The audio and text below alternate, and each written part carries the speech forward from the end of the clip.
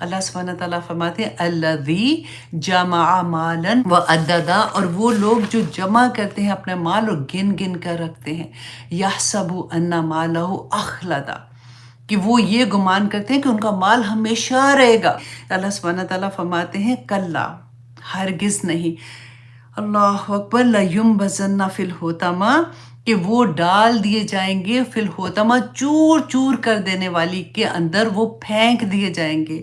وَمَا أَدْرَاكَ مَا الْحُطَمَةُ، تجھے کیا معلوم کہ وہ چور چور کر دینے والی کیا ہے؟ نار اللہ الموقدہ، اللہ اکبر، وہ آگ ہے جو اللہ سبحانہ تعالیٰ نے خود بھڑکائی ہے۔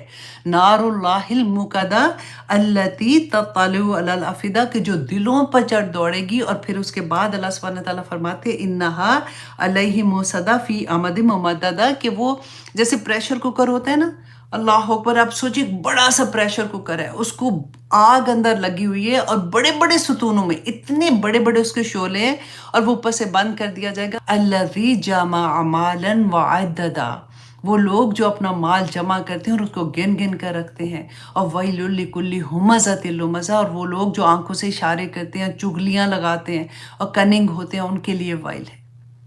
اتنی بڑی بڑی اللہ سبحانہ تعالیٰ نے قرآن میں، اور پھر لوگ کہتے ہیں ڈراؤنا، ہمیں نہیں بتاؤ، دیکھو ایسا کچھ نہیں ہے، اللہ سبحانہ تعالیٰ نے سارا کچھ بخش دینا، ہم جو مرضی کرتے رہیں۔ اللہ اکبر، یہ جب آیت نازل ہوئی تھی نا، اللہ اکبر، تو صحابہ آپ دیکھیں کہ وہ کانپ اٹھے تھے کہ یہ کیا مطلب۔ اللہ سبحانہ تعالیٰ فرماتے ہیں وَالَّذِينَ يَكْنِزُونَ الذَّهَبَ وَالْفِضَّةَ وَلَا يُنْفِقُونَهَا فِي سَبِيلِ اللَّهِ، اور وہ اس کو نہیں خرچ کرتے اللہ کے راستے میں، فَبَشِّرْهُمْ، تو ان کو خوشخبری دے دو، بِعَذَابٍ أَلِيمٍ، دردناک عذاب کے۔ اللہ اکبر، آپ سینٹنس ذرا دیکھیے کہ فَبَشِّرْهُمْ، ان کو خوشخبری دے دو۔ خوشخبریاں تو اچھی چیز کی ہوتی ہے نا۔ تو جب یہ آیت نازل ہوئی تھی تو صحابہ تو گھبرا گئے بالکل۔ تو کہتے ہیں کہ حضرت ابن عباس رضی اللہ عنہ بیان کرتے ہیں کہ پھر حضرت عمر نے فرمایا کہ چلو میں تمہارے لیے اس معاملے کو کشادہ کرتا ہوں، تو وہ رسول اللہ صلی اللہ علیہ وسلم کی خدمت میں حاضر ہوئے اور فرمایا کہ یا رسول اللہ، صحابہ پہ تو یہ آیت بڑی شوق گزری ہے۔ تو تب رسول اللہ صلی اللہ علیہ وسلم نے فرمایا کہ اللہ سبحانہ تعالیٰ نے زکوٰۃ صرف اسی لیے فرض کی ہے تاکہ تمہارا باقی مال جو ہے وہ پاک ہو جائے، اور وراثت تمہارے بعد کے لوگوں کے لیے فرض کی گئی ہے۔